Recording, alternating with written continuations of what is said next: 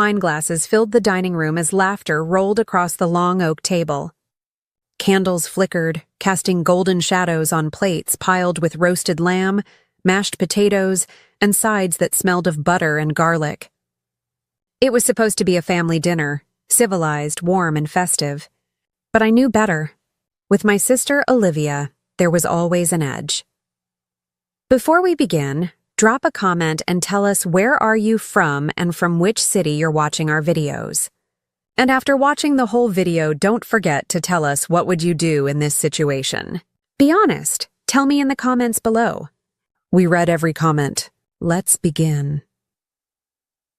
I sat across from her, my husband Daniel at my side, his hand resting under the table on my knee. Quiet support, steady as ever. Olivia, of course, had taken center stage, her diamond bracelet glittering under the chandelier light as she lifted her glass. Her husband Greg leaned back smugly, tapping on his Rolex like he was counting down to his next big deal. Then Olivia's voice sliced through the hum of small talk. "Your husband can't even provide like mine," she said with a sharp laugh, loud enough for everyone to hear. Her words landed like a slap, echoing against the polished walls. Every eye flicked toward me, waiting for my reaction. I saw my mother lower her fork, my father's jaw tighten, and cousins shift in their seats. The tension spiked, almost electric. Olivia was daring me to stay silent, daring me to look small. I didn't. I smiled. Slow, deliberate, letting it spread across my face until her laughter faltered just a little. I lifted my glass of water and took a sip before speaking. Then he can pay back the $40,000 my husband spent saving his business. The room froze. For a split second, all sound vanished. Even the soft hum of the air conditioner seemed to disappear. Olivia's hand trembled, her wine glass slipping from her fingers. It hit the hardwood floor with a sharp crash, red liquid spreading like blood across the rug. Greg's face drained of color, his smirk evaporating. My mother gasped, my father muttered something under his breath, and my cousin Emily clapped a hand over her mouth. "No one moved. What are you talking about?" Olivia stammered, her voice suddenly thin. I leaned forward, my smile gone now, my eyes locked on hers. "You remember last summer when Greg's company was 3 weeks from bankruptcy? When he couldn't cover payroll?" Daniel stepped in, quietly. No spotlight. No bragging.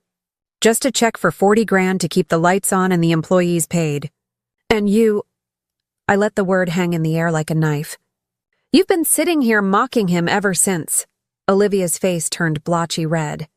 Her eyes darting to Greg, searching for denial. An explanation, anything. But Greg stared at the table, his jaw clenched so tight a vein pulsed in his temple. He didn't say a word. The silence was crushing, heavy as stone. Daniel shifted in his chair, finally speaking, his voice calm but cutting. "I wasn't going to say anything. I didn't want to humiliate you, Greg. But I won't sit here and let my wife be disrespected when you know damn well who kept your business alive." Gasps rippled around the table. My father coughed into his napkin to hide his smirk, while my aunt whispered, "Oh my God," to the person next to her. Olivia's lips parted like she wanted to speak, but no words came out. Instead, her eyes glossed with tears. She quickly blinked away. She was cornered, stripped of her usual power, exposed in front of everyone she'd been trying to impress. I set my glass down and leaned back, my heart pounding but steady. Inside, I felt years of her little jabs, her constant competition, her endless digs at my marriage, all of it, finally collapsing under the weight of a single truth. And for the first time, Olivia had nothing to say. Greg finally looked up, his voice gravelly and low. "She's right," he muttered. "It's true." The room exploded. Aunt Marlene whispered furiously. Uncle Tom groaned. My cousin Jason muttered, "Wow, man," under his breath. My mother pinched the bridge of her nose while my father just sat back, shaking his head slowly like everything finally made sense. Olivia shot Greg a glare sharp enough to cut glass. "You didn't tell me?" she hissed. Greg slammed his palm on the table, silverware rattling. What was I supposed to say? That your perfect little sister's husband bailed me out? You would have never let me live it down. His words cracked her facade. The confident smirk she wore so proudly shattered. She looked small, cornered, trembling with a fury she couldn't unleash without making it worse. I leaned in again, my voice soft but firm. You wanted to laugh at us, Olivia. You wanted to remind me how much better your life is. But now everyone knows the truth. You're standing on money that didn't even come from your husband. It came from mine. Her tears broke then, spilling over, and she grabbed a napkin, blotting them furiously. But the damage was done. The laughter she threw at me had ricocheted back, cutting deeper than she ever expected. And I didn't have to shout. I didn't have to argue. I just told the truth. The silence stretched, heavy and suffocating, until Daniel stood, tossing his napkin on his plate. He placed a gentle hand on my shoulder. I think we're done here. I rose with him, my chin high, my heart pounding in a rhythm that screamed both victory and release. Olivia kept her head down. Greg's hands were fists on the table. And the rest of the family stared at us like they'd just witnessed a storm tear through the room. As we walked out, I heard Olivia's broken whisper trail behind me. She humiliated me, but I didn't look back. For once, she wasn't the one holding the knife. I was. The car ride home was silent, but not the uncomfortable kind. Daniel's hand stayed on the wheel, knuckles pale against the leather, while I stared out at the blur of streetlights. My heart was still racing, every detail from that dinner replaying in my mind, the way Olivia's glass had shattered, the way Greg couldn't even look me in the eye, the way the entire table went dead silent after my words. Daniel finally broke the silence. You didn't have to do that, he said quietly. I turned to him, my voice steady but firm. She crossed a line, Daniel. She's been crossing it for years. Tonight she asked for it. His lips curved into the faintest smile. I'm proud of you. That should have been the end of it. A humiliating dinner, a lesson learned and life moving forward. But with Olivia, it was never that simple.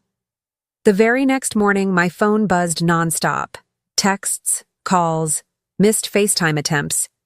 My cousin Emily sent a screenshot of Olivia's latest social media post. The caption burned. Some people need to invent stories to feel relevant. Sad, really. And the comments? Half the family already chiming in with heart emojis, supportive words, and digs that made it sound like I was the villain. I felt my stomach tighten. She was trying to flip the narrative. Daniel leaned over my shoulder, reading the post. His jaw hardened. She's doubling down. I tossed the phone on the counter. She always does. She can't stand losing face. But this time it wasn't just about pride. This time there was money on the table. $40,000 to be exact. By late afternoon, I got another call. This time from my father. His voice carried that low, stern tone that instantly brought back childhood memories of being scolded. Rachel, you stirred up quite a mess last night. Olivia says you exaggerated. Greg says Daniel's money was just a loan, not saving the business. I gripped the phone tighter. Dad, it wasn't a loan. It was survival. We wrote that check when his payroll was collapsing. Do you know how many families would have lost their income if Daniel hadn't stepped in? There was a long pause. Then my father sighed. I believe you. But the rest of the family? They'll believe whoever shouts louder. The words hit me hard. Daniel put a mug of coffee in front of me and kissed my forehead. Then it's time we stop letting her shout. That evening, I decided, if Olivia wanted to play games, then I'd end them. Not with lies. Not with shouting. With proof.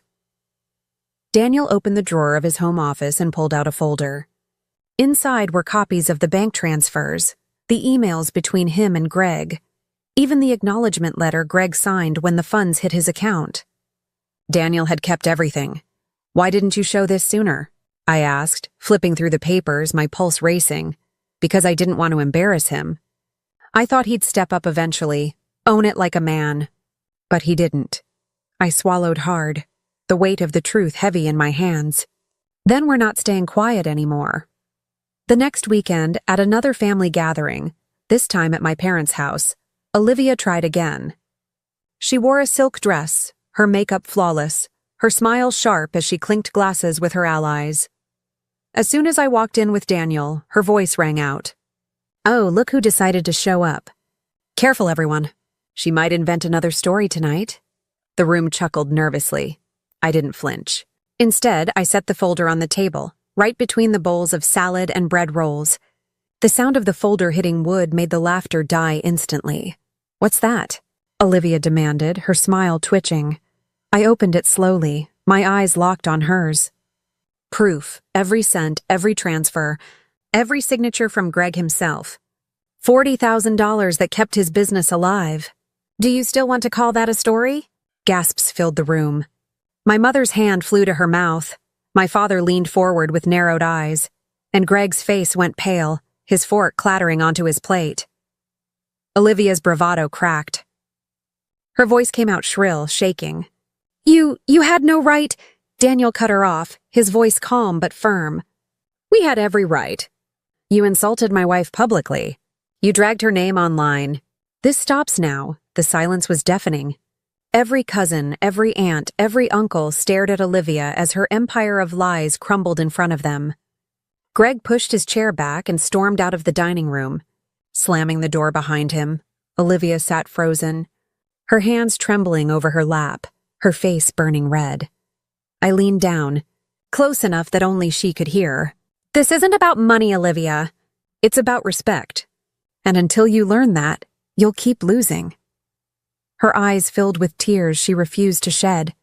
But for the first time in my life, Olivia had no weapon left to throw at me, and this time the silence wasn't on my side. It was on hers. The silence of a room full of family who finally saw her for who she was. Greg's footsteps thundered down the hall, followed by the slam of the front door. The sound reverberated through the entire house, leaving behind a silence so heavy it seemed to suffocate the room. Every face turned back to Olivia, whose knuckles gripped the edge of her chair so tightly her skin turned white. My father cleared his throat, his voice cutting through the thick air. "So it's true," Olivia's lips trembled. "Dad, you don't understand." "No, Olivia," my father said sharply, his eyes cold. "I understand perfectly. Rachel and Daniel stepped up when Greg failed, and instead of being grateful, you mocked them." The room shifted. My mother set her napkin down, staring at Olivia with disappointment etched deep into her face. My cousins whispered among themselves, their expressions ranging from shock to disgust. Olivia's chest heaved, her eyes darting toward me with venom. "You planned this. You wanted to humiliate me in front of everyone." I met her gaze, my voice calm, almost too calm. "No, Olivia. You did that yourself. All I did was tell the truth." Her hand shot out, grabbing her glass of water. She took a shaky sip, but her composure had already cracked. The Olivia who thrived on control, who lived for the spotlight, was unraveling. Suddenly, my Aunt Marlene leaned forward, her tone sharp. "Olivia, I think you owe your sister an apology." The room went still again. Olivia's mouth fell open, her pride warring with the expectation hanging heavy in the air. But she said nothing. Instead, she stood abruptly, the legs of her chair screeching against the floor. "I don't have to sit here and be attacked," she snapped. Her heels clicked furiously across the hardwood as she stormed toward the door. But before she reached it, Daniel's voice rang out, steady and powerful. "You walk away now, and you'll never fix this. You'll lose more than just respect." Olivia froze, her back to us. Everyone watched, waiting. Slowly, she turned, her face streaked with tears she hadn't been able to hide this time. "You think you're better than me, don't you?" She spat at me, her voice trembling with rage and pain. "All my life you've played the sweet one, the quiet one, while I fought to be noticed. And now you think you've won because your husband bailed mine out?" Her words cut deep, but they didn't land the way she wanted. Because beneath the venom, there was truth. Truth about her insecurity, her desperation to outshine me. I stood, my voice steady, firm. "I never wanted to compete with you, Olivia. I never wanted to tear you down. But I won't let you keep tearing me apart to make yourself feel bigger." The air in the room shifted. Some of the family nodded quietly, the weight of the moment pressing down on all of us. Olivia's breath hitched, and for the first time, her armor broke completely. Her shoulders slumped, her hands shaking as she whispered, "I didn't know." "About the money. Greg never told me." Daniel spoke gently, though his words carried steel. "Then maybe you should ask yourself why." That struck her harder than anything else. Her eyes flicked toward the door where Greg had stormed out minutes earlier. For once, her anger wasn't aimed at me. It was at him. The silence stretched again until my father finally spoke. "Rachel and Daniel, thank you for your integrity, for your honesty. Olivia—" He paused, his voice heavy with disappointment. "You need to face the truth, whether you like it or not." Olivia wiped her tears with the back of her hand, her breathing ragged. She didn't argue this time. She simply turned and walked out, the door shutting softly behind her. The family exhaled, as if the storm had finally passed. My mother reached across the table, squeezing my hand. "I'm proud of you, Rachel. You didn't just defend yourself. You defended what was right." Daniel gave me a look, one that said everything without words: pride, love, and a promise that no matter what storms came, we'd face them together. But even as I sat back down, the weight of what just happened lingered. Olivia wasn't finished. I could feel it in my bones. This wasn't the end of the war. It was just the first battle. Later that night, as Daniel and I walked to the car, the cool evening air wrapped around us, carrying the faint sound of crickets. He opened the door for me, but before I got in, I spotted Olivia standing at the corner of the driveway. Her makeup was streaked, her hair falling loose around her face. She looked broken, vulnerable in a way I'd never seen before. "Rachel," she called softly, her voice hoarse. I turned to face her, my heart pounding. "You destroyed me tonight," she whispered. "But maybe I needed it." Her eyes glistened in the dim light before she turned and disappeared into the shadows. I slid into the car, my chest tight, because for the first time I realized Olivia wasn't just my rival. She was my sister, drowning in her own pride, and maybe, just maybe, this was the only way she'd ever learn to breathe. Daniel started the engine, his hand finding mine. "You okay?" I nodded slowly, staring out into the night. "Yeah, for the first time in a long time I think I am. But deep down, I knew this wasn't over. Not by a long shot." The next week moved like a storm. I thought Olivia might go quiet, lick her wounds in private, maybe even make peace. But no, she doubled down again. Gossip spread through the family group chat like wildfire. Screenshots, whispers, twisted versions of the story. Olivia had turned herself into the victim, painting me as cruel, Daniel as arrogant. At first, I ignored it.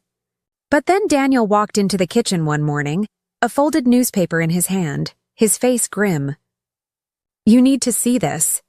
The headline hit me like a punch. "Local contractor under investigation for fraudulent loans." Below it, Greg's photo. My breath caught. "Daniel, this is—" He nodded. "Greg, it's worse than we thought." I skimmed the article. His company hadn't just been struggling, it was drowning. Multiple lawsuits were already filed. Employees hadn't been paid in weeks. And now, with the fraud investigation, everything Olivia had built her pride on was collapsing in broad daylight. The silence in the kitchen was thick. Finally, Daniel spoke. "This is going to drag her down with him." He was right. By evening, my phone rang again. This time it was my father. His voice was tense, the sound of someone who'd spent the whole day holding a family together with both hands. "Rachel, we're meeting tonight. At the house. Everyone needs to be there." When we arrived, the atmosphere was suffocating. Relatives crowded the living room, their voices hushed, eyes flicking toward the closed door of my parents' study. Inside, Olivia sat hunched on the couch, her mascara smudged, her hands twisting the hem of her sweater. Greg was nowhere to be seen. The room fell silent when Daniel and I entered. My father gestured to us. "Sit." Olivia lifted her head. Her eyes were red, swollen, but not from anger this time. From something deeper. Fear? "You happy now?" she whispered bitterly. Greg's ruined. Everyone knows. My life, her voice cracked. My life is over. For the first time, I didn't feel satisfaction. I felt pity, because this wasn't just a fight between sisters anymore.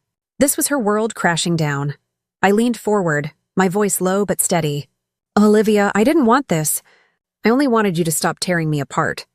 But Greg's choices. That's not on me. Her lips trembled. I didn't know. I swear I didn't know how bad it was. He kept everything from me.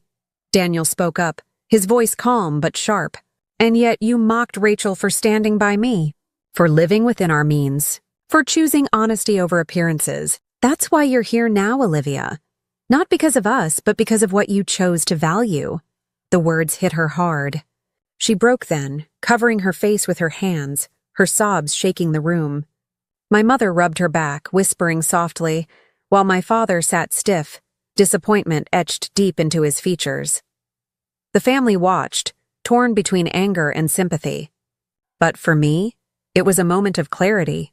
I stood slowly, all eyes on me. Olivia, I'll say this once.